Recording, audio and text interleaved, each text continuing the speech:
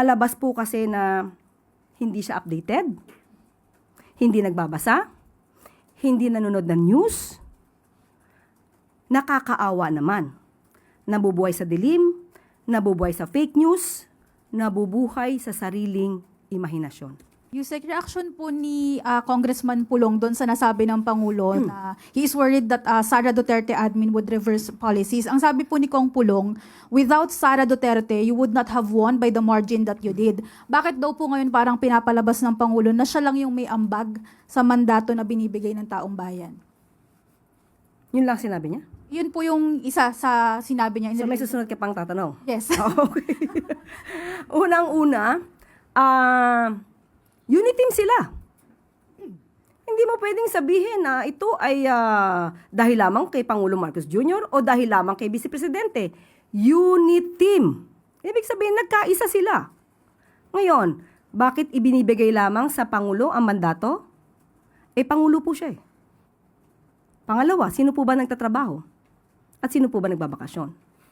Sino ang tuloy-tuloy na nag-aaruga sa ating mga kababayan? At sino rin ba yung tuloy-tuloy na wala sa bansa?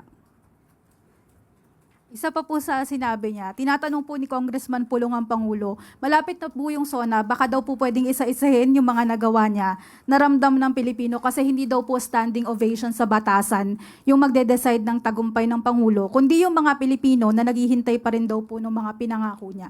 Comment po from Palace. Unang-una, sana tanongin niyo po, kung makakausap niyo si Congressman Pulong Duterte, sana matanong niyo, siya ba ang gumagawa ng kanyang mensahe? Meron siya bang ghostwriter o meron siyang PR man? Kasi kung ito ay isang ghostwriter lamang, gagayahin ko na po ang sinabi ng Pangulo. Mas siguro po, mas magandang sisantihin niya na ang kanyang mga ghostwriters or PR man dahil sa mga naisusulat at ipinapalabas lamang itong si Congressman Pulong ay ill-advised. O kaya sadyang ganito lamang na gumagawa lamang ng intriga. So, bakit kailangan pang hintayin ang SONA?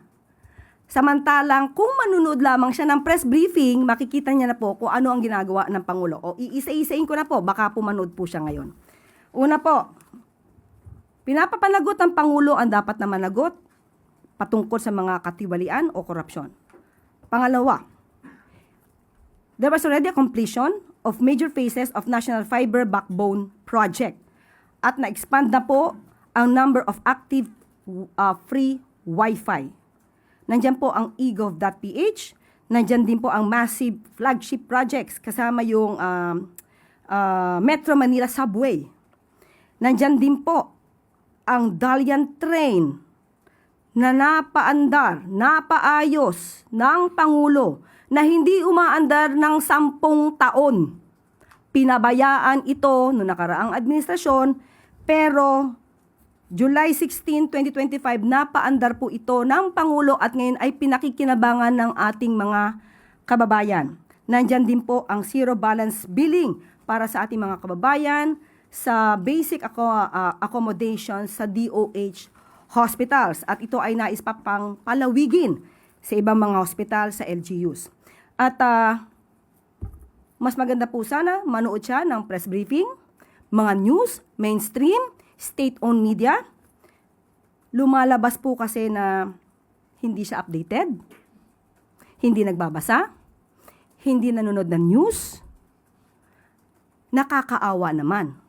Nabubuhay sa dilim, nabubuhay sa fake news, nabubuhay sa sariling imahinasyon. Sunod na tanong mula kay Alvin Baltasar, Radyo Pilipinas. Yusek, good afternoon po.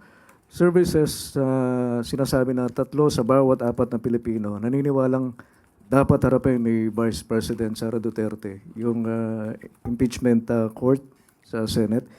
And base na rin ito doon sa survey ng Okta Research. Ano pong reaksyon ng palasyo dito? May survey o walang survey? Ang dapat na managot ay dapat na managot. Kung kinakailangan pakinggan, dapat pakinggan. Pero ano man ang numero sa survey, ang dapat po dito malaman ng taumbayan ang katotohanan. Nabanggit niyo yung salitang makinig. Palagay nyo, pakikinggan ni Vice President yung survey na ito. Siya po tanungin nyo. Hindi ko po siya kinakausap. Or hindi ko siya nakakausap. Total, nababanggit na rin si VP Sara. Nag-birthday siya kahapon na Yusek. May message ba ang palasyo o di kaya kayo kay Vice President? Mula sa PCO po, natatandaan po natin nung nakaraang Pasko ay binanggit niya na hindi niya babatian ang Pangulo sa kanyang ng maligayang Pasko dahil hindi daw niya alam kung magbabago ang attitude kung babatiin niya ng maligayang Pasko. Pero hindi po tayo ganyan at siya po ay ating babatiin at gagayahin ko po ang kanyang pagbati ng maligayang kaarawan. So naganda po tayo ng isang mensahe para kay VP Sara. Happy birthday, VP Sara.